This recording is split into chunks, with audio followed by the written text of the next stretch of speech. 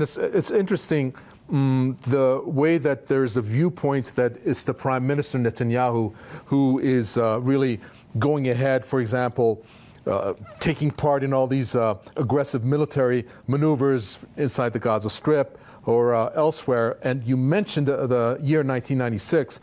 I'm guessing you're referring to that strategy, which was called the clean break, a new strategy for securing the realm. Looking and sifting through the details behind it, it seems like this was a U.S. blueprint, if I'm correct in saying that, for the Prime Minister Netanyahu.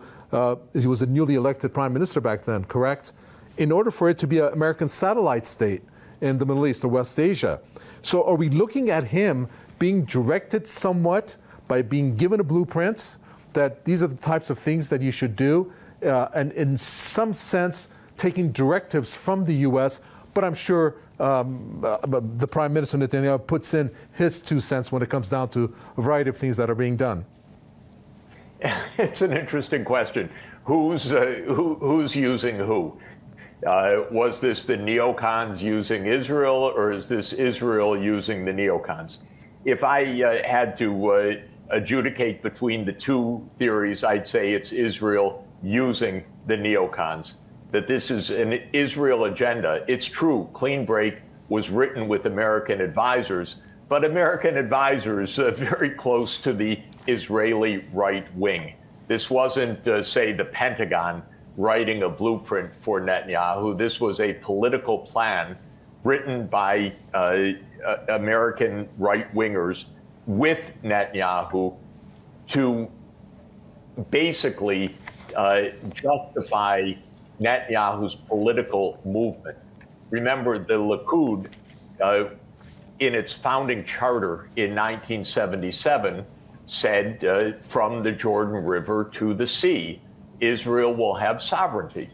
And that is Netanyahu's goal since 1997, and no doubt before then, and his fathers, and the tradition that he comes from politically.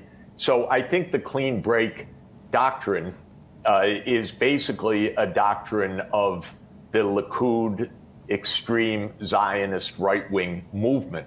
And the idea is very clear.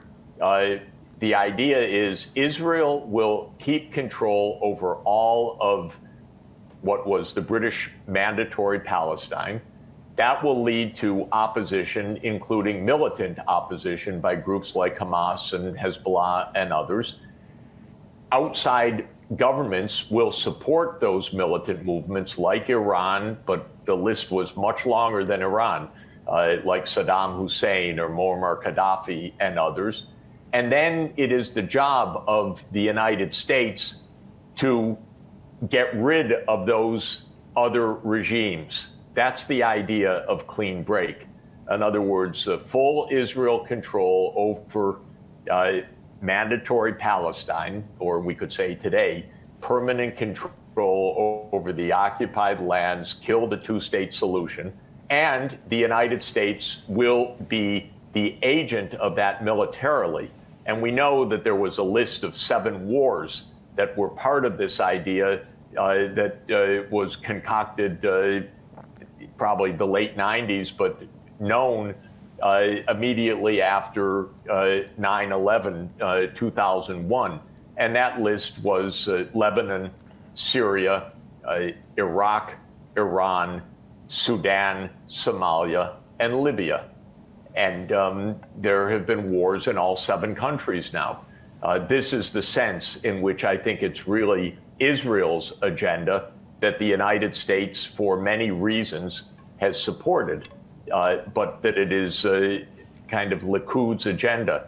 Do you think, I mean, I was putting it rhetorically, does one think that America has some strong interest in preventing a state of Palestine in Gaza, the West Bank, and East Jerusalem? Of course not. That would be both sensible, according to international law, and be irrelevant from America's interests. This is an extremist Israel agenda, not an American agenda. And the idea is that war is the way to bring it about.